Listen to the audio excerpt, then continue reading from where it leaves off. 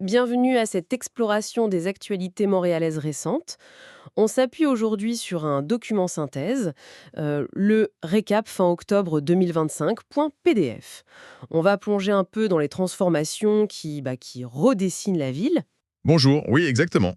On va regarder d'un peu plus près comment la technologie s'immisce dans notre quotidien urbain, comment on essaye aussi de sauver le patrimoine avec des solutions créatives comme l'économie sociale, et puis on survolera quelques grands projets qui changent la face de certains quartiers. Tout à fait. L'idée, c'est vraiment de décortiquer ce résumé pour en extraire les tendances un peu lourdes. Qu'est-ce que ça implique concrètement pour la vie à Montréal? Quels sont les points vraiment saillants derrière ces annonces? On va essayer de chercher le cœur de l'info. Parfait, alors commençons par ce qui semble un peu partout maintenant. La technologie qui s'intègre à la ville. Ce fameux concept de ville intelligente, on dirait que ce n'est plus juste un concept. La Chine avec le parc Kirkland, ça semble être un exemple assez frappant. Oui, c'est un bon point de départ en effet. Pour ce parc, on parle d'un investissement de 1,3 million de dollars. Bon, le plus visible, c'est le remplacement de l'éclairage par des luminaires ADL, diodes électroluminescentes, qui sont plus performants. Ça, c'est une chose. D'accord. Mais le changement majeur, c'est l'installation de 8 caméras de surveillance. Et pas n'importe lesquelles. Très haute résolution, capable de filmer à 360 degrés. 8 caméras pour un seul parc. Ça interpelle un peu, non? C'est quoi la justification derrière ça? Alors, la raison officielle, celle qui est invoquée par l'arrondissement, c'est de répondre à un, je cite, sentiment d'insécurité et aussi de prévenir le vandalisme. Un sentiment. Oui. Et ce qui est intéressant, c'est qu'ils précisent eux-mêmes qu'il n'y a pas vraiment d'enjeu majeur de criminalité qui soit documenté dans ce parc spécifiquement. Ah, d'accord. Côté vie privée, un point important dans le document, apparemment, pas de surveillance en direct. L'accès aux enregistrements serait limité seulement en cas d'incident et en suivant le protocole strict de la ville de Montréal. D'accord. Et il faut aussi savoir que ce projet, il s'inscrit dans un cadre plus large, celui des quartiers inclusifs et résilients, les QIR, de la ville. C'est un programme qui vise à améliorer la qualité de vie dans certains secteurs qui sont ciblés comme étant, disons, plus vulnérables. Donc c'est une pièce d'un puzzle plus grand. Je vois. Ce n'est donc pas juste une initiative isolée à la Chine. D'ailleurs, cette modernisation de l'éclairage avec les DEL, on la voit un peu partout en ville, non? Ah oui, tout à fait. Depuis 2017 déjà, la ville mène un projet absolument colossal. Remplacer 250 000 luminaires de rue par ces fameuses DEL intelligentes. 250 000. Oui, c'est énorme. Les bénéfices attendus sont importants, hein. On parle d'environ 50% d'économie d'énergie.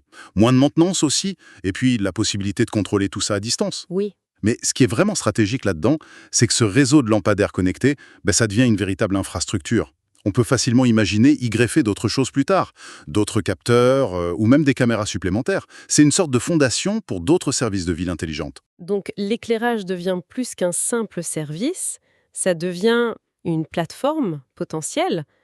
Et cette question de surveillance, elle revient aussi avec le SPVM, le service de police de la ville de Montréal. Le document en parle aussi. Effectivement, le SPVM, de son côté, continue d'étendre son propre réseau de caméras de surveillance.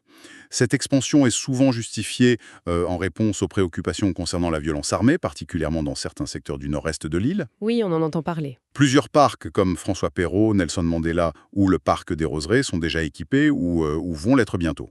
Ça vient s'ajouter aux initiatives plus locales, comme celles qu'on vient de voir à la Chine. On voit donc une tendance assez lourde vers plus de surveillance technologique, souvent justifiée par la sécurité. Mais la technologie, elle ne sert pas qu'à ça, heureusement. Elle s'attaque aussi à un autre fléau montréalais, la congestion routière. Et là, on parle d'intelligence artificielle à Kirkland. Ça m'intrigue beaucoup. Oui, alors là, sur le boulevard Saint-Charles à Kirkland, on teste un système de feu de circulation qu'on dit intelligent. Il utilise l'intelligence artificielle, l'IA, pour essayer d'optimiser le trafic. Comment ça marche concrètement? Il y a des capteurs et des caméras qui analysent en temps réel le flux des véhicules, la longueur des files d'attente et même la présence de piétons. Et ensuite, des algorithmes ajustent la durée des feux verts et rouges. Le but, c'est de fluidifier la circulation, de réduire les temps d'attente et par conséquent, la pollution aussi. C'est fascinant. Est-ce que c'est juste une expérimentation locale ou est-ce que ce genre de technologie est déjà plus répandu à Montréal qu'on ne le pense? C'est une excellente question. Ce projet à Kirkland, il est très visible, médiatisé même. Mais en fait, Montréal utilise déjà depuis des années des systèmes de gestion adaptative des feux sur de grands axes. Pensez à Henri Bourassa ou Descaries. Ah oui. Oui, on ne les étiquette pas toujours IA pour le grand public, mais le principe d'ajustement en temps réel, il est similaire. Tout ça est souvent coordonné par le Centre de gestion de la mobilité urbaine, le CGMU de la ville. D'accord. Et il faut ajouter que nos universités polytechniques, McGill, Concordia, l'UQAM, sont très actives dans la recherche pour développer des systèmes encore plus performants. Des systèmes capables peut-être même de prédire les flux de trafic à l'avenir. C'est intéressant de voir comment cette technologie, qui est parfois un peu invisible, façonne déjà nos déplacements au quotidien. Bon, changeons maintenant de sujet pour aborder le patrimoine. C'est un autre enjeu majeur à Montréal. Le document parle de la situation assez critique de nombreuses églises et il met en avant une piste de solution, l'économie sociale et solidaire, l'ESS. Oui, c'est un thème qui revient souvent, malheureusement. Face au déclin de la pratique religieuse, on a beaucoup d'églises magnifiques qui sont sous-utilisées. Elles coûtent cher à entretenir et elles sont menacées de désaffectation, voire de démolition dans certains cas. Et l'économie sociale serait la clé. L'économie sociale et solidaire, donc, on parle des OBNL, les organismes à but non lucratif, des coopératives, est présentée dans le document comme une approche particulièrement pertinente. Pourquoi ? Parce qu'elle permet de sortir ces bâtiments exceptionnels du marché immobilier spéculatif. Et en quoi est-ce plus cohérent, comme le dit le document ? Qu'est-ce que ça veut dire ?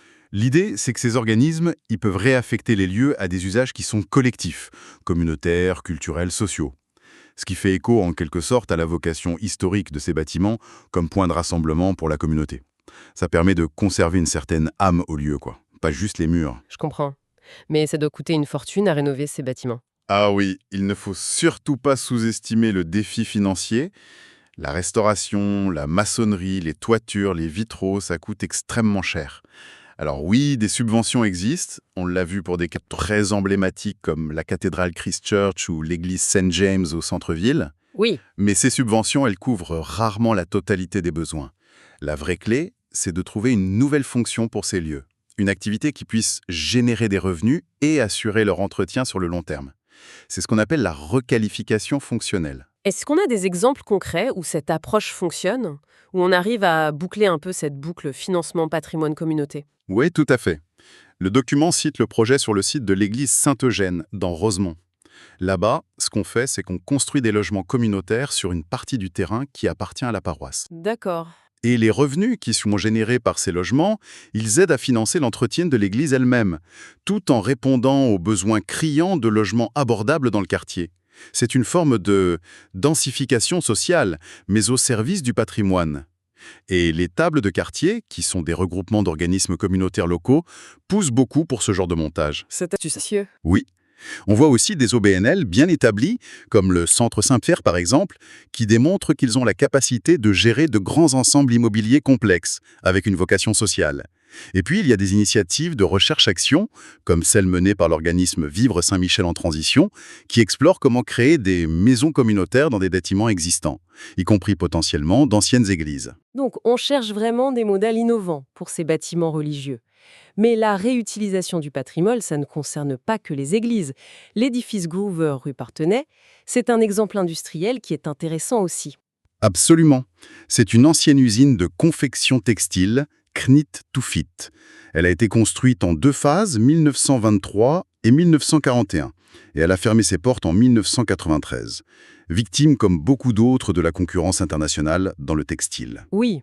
Dans les années 2000, il y a eu une tentative pour la transformer en condo, mais les artistes et les artisans qui avaient déjà commencé à y installer leurs ateliers se sont mobilisés, et ils ont réussi à faire échouer le projet. Une belle histoire de résistance créative alors, hein ? Et aujourd'hui, qu'est-ce que c'est devenu ? Aujourd'hui, l'édifice Groover, c'est un véritable poumon créatif pour Montréal. Il abrite plus de 200 artistes et artisans, dans des disciplines très variées, art visuel, mode, design, musique. Et une partie importante des espaces est gérée par un OBNL, les Ateliers Créatifs Montréal, sous la bannière Le Chat des Artistes. Ah oui, le chat des artistes. Exactement. Ils offrent des ateliers à des loyers qui sont plus abordables et surtout avec une certaine sécurité de bail, ce qui est absolument crucial pour les artistes. J'imagine. Ce qui est remarquable là-bas, c'est la synergie qui se crée.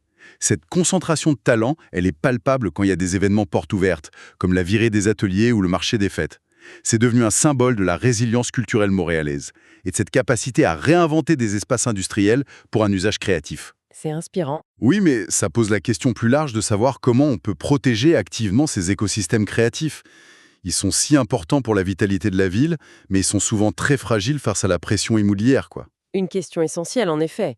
Et toujours dans ce thème de la préservation, le document souligne un anniversaire important, les 50 ans d'Héritage Montréal. Oui, un demi-siècle pour cet organisme qui est vraiment phare. Fondé en 1975 par Phyllis Lambert, une figure absolument incontournable de l'architecture et du mécénat à Montréal. Le rôle d'Héritage Montréal, il est crucial. C'est une sorte de chien de garde citoyen pour le patrimoine, sous toutes ses formes, architecturales, paysagères, naturelles. Leur action est multiple. Et comment est-ce qu'ils agissent concrètement? Il faut une veille constante des grands projets urbains, pour s'assurer que l'impact sur le patrimoine est bien pris en compte. On pense à leur implication historique dans la protection du Mont-Royal, bien sûr, mais aussi à des dossiers plus récents et plus complexes, comme la reconversion du site de l'ancien hôpital Royal Victoria ou les débats autour du projet de REM de l'Est. D'accord. Ils font aussi beaucoup d'éducation et de sensibilisation du public, notamment avec leur programme Archibus pour les jeunes. Et puis, ils ne se contentent pas de critiquer. Ils proposent aussi des solutions concrètes sur les plans financiers, fiscaux, réglementaires, pour mieux protéger et mettre en valeur le patrimoine. Leur contribution au classement du Montréal comme arrondissement historique et naturel, ça c'est un exemple marquant de leur impact au fil des ans. Une vigie citoyenne essentielle, donc. Parlons justement de ce site emblématique du Royal Victoria. Le document nous apprend qu'il y a pas mal de mouvements là-haut, sur le flanc du Mont-Royal. Effectivement, deux projets majeurs qui sont distincts mais voisins se développent sur ce site exceptionnel. D'un côté, il y a le gouvernement du Québec qui a donné un mandat à la Caisse de dépôt et placement du Québec, la CDPQ, ou plutôt sa filiale immobilière Ivanhoé Cambridge, pour étudier la conversion de 6 des anciens pavillons de l'hôpital. Pour en faire quoi? Pour en faire une cité interuniversitaire. L'objectif, ce serait de créer près de 1000 logements spécifiquement pour les étudiants, avec des commerces et des services de proximité. L'idée derrière ça, c'est de renforcer l'attractivité de Montréal comme grande ville universitaire mondiale. 1000 logements étudiants, c'est beaucoup. Et le deuxième projet sur le site? Et l'autre projet, c'est celui de l'Université McGill. Il est baptisé Nouveau Vic. Et il concerne une autre partie du site. Là, on parle d'un investissement massif. 870 millions de dollars, dont une part très importante, 620 millions, vient du gouvernement québécois. Et là, le but est différent. Oui, le but ici, c'est de créer près de 50 000 mètres carrés d'espace moderne dédiés à l'enseignement universitaire et à la recherche. Le projet implique la restauration soignée de 3 bâtiments patrimoniaux existants, mais aussi la démolition et le remplacement de 3 autres par de nouvelles constructions. Et un aspect important du projet, c'est aussi d'améliorer l'accès public au Mont-Royal depuis la ville. On a donc deux géants qui s'installent sur un site patrimonial majeur. L'un est axé sur le logement étudiant, l'autre sur l'enseignement et la recherche. Ça soulève des questions sur la cohabitation, l'intégration de ces deux fonctions sur un site aussi sensible. Ce sera intéressant de suivre comment ça va évoluer, ça. Certainement. Et pendant que le Royal Vic se transforme, il y a d'autres quartiers qui voient émerger de grands projets, parfois à partir de zéro. C'est le cas dans Hochelaga-Maisonneuve avec le projet Canoë. Oui, tout à fait. Le projet Canoë, c'est un très grand développement mixte qui prend forme sur le terrain de l'ancien Pro Gym. C'est un site bien connu dans l'est de la ville. On parle de plus de 900 unités de logement, voire plus de 1000 à terme, avec une typologie très variée. Il y aura du locatif, des condos, mais aussi une part significative qui sera réservée à des coopératives d'habitation ou à du logement considéré comme abordable. Mais ce n'est pas juste un projet résidentiel, si je comprends bien ce que dit le document. Non, et c'est ça qui est intéressant. L'ambition qui est affichée, c'est de créer un véritable milieu de vie complet. On prévoit une épicerie de bonne taille, un maxi, un café-bistrot, d'autres petits commerces de proximité. Il y aura aussi des ateliers pour artistes, une galerie d'art et même une garderie de 80 places. Ah oui, c'est complet. Oui. Et une allée piétonne traversera le site pour encourager la vie de quartier. Sa localisation est aussi stratégique, tout près des stations de métro PX et Vio. Le promoteur met aussi l'accent sur la durabilité environnementale et l'accessibilité universelle. C'est un modèle de développement qui essaye vraiment d'intégrer plusieurs dimensions de la vie urbaine. Un autre projet de longue haleine qui, lui, arrive à maturité, c'est celui de la pointe nord de l'île des Sœurs. 15 ans de développement, c'est long. Oui, effectivement, c'est un développement qui s'est fait par phase, sur une longue période. La toute dernière tour, qui s'appelle Evoloflex, vient d'être lancée. Et la grande nouveauté, c'est qu'elle propose 314 unités de luxe, mais uniquement en location. Ah, que du locatif, hein, c'est un changement, hein. Oui, c'est un changement notable pour ce secteur qui était jusqu'ici dominé par les condos et qui a été développé principalement par Procément. Et pourquoi ce virage vers le locatif de luxe alors? Le document l'explique par deux facteurs principaux. D'abord, il y aurait une demande pour plus de flexibilité de la part de certains résidents qui ne veulent pas nécessairement acheter. Mais surtout, et c'est peut-être le point clé, c'est une conséquence directe de l'explosion des prix des condos dans ce secteur très très prisé. Ah oui, les chiffres sont impressionnants, hein. Oui, le prix médian d'un condo là-bas a atteint 694 000 $ au troisième trimestre 2025, ce qui représente une augmentation spectaculaire de 34% en seulement 5 ans. Waouh, 34% en 5 ans. Exactement. Donc le locatif devient une alternative. Même si ça reste du haut de gamme, hein, évidemment. Il faut rappeler que ce quartier de la Pointe-Nord, qui est certifié LEED, c'est une norme de bâtiment durable, et qui est très bien desservi par le REM, le réseau express métropolitain, il comptera au final environ 1700 logements et près de 2600 résidents. Sa valeur totale est estimée à plus de 850 millions de dollars. Une illustration vraiment frappante des dynamiques du marché immobilier montréalais. Bon, terminons ce tour d'horizon avec deux nouvelles importantes dans les secteurs de la santé et de l'éducation. L'UQAM, l'Université du Québec à Montréal, lance une nouvelle clinique en plein cœur du quartier latin. Oui, la clinique universitaire de santé globale. Et elle va s'installer dans un lieu très symbolique, l'ancien édifice Archambault, au coin des rues Sainte-Catherine et Berry. C'est un bâtiment qui a marqué l'histoire culturelle de Montréal. Et ce projet est présenté comme particulièrement novateur dans son approche. Qu'est-ce qui la distingue, cette clinique?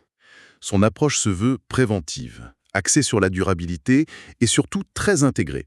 C'est-à-dire qu'elle dépasse le cadre médical traditionnel. Elle fait appel à des expertises variées qui viennent des sciences humaines et sociales et de l'éducation. L'idée, c'est de traiter la santé dans sa globalité. C'est intéressant. Discipline, ce qui va favoriser le travail interprofessionnel. Concrètement, elle va regrouper des services qui étaient déjà offerts par l'UQAM, comme le centre de services orthopédagogiques et la clinique carrière. Et elle pourrait en accueillir de nouveaux à l'avenir, par exemple en orthophonie. C'est vraiment une vision élargie de la santé, ancrée dans la communauté universitaire et dans le quartier. Une initiative intéressante et qui pourrait aider à revitaliser ce coin stratégique. Et enfin, du côté des infrastructures hospitalières plus classiques, il y a du nouveau du côté de Verdun. En effet, l'hôpital de Verdun vient tout juste d'inaugurer un tout nouveau pavillon de 5 étages. C'est le résultat d'un investissement public majeur, 386,2 millions de dollars.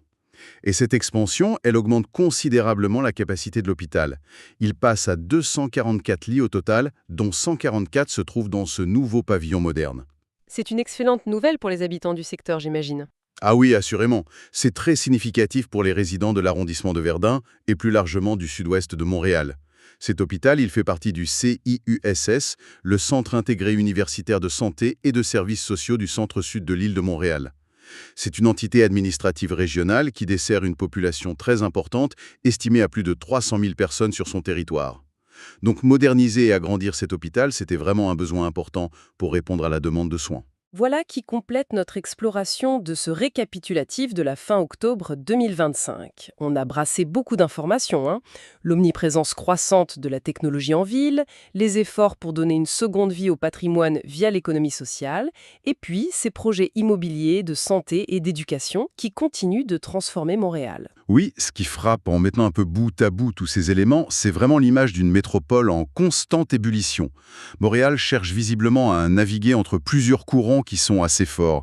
La croissance économique et démographique, l'intégration rapide des nouvelles technologies, et en même temps, ce désir de préserver son caractère unique, son patrimoine, son tissu social. Un équilibre difficile à trouver. Exactement.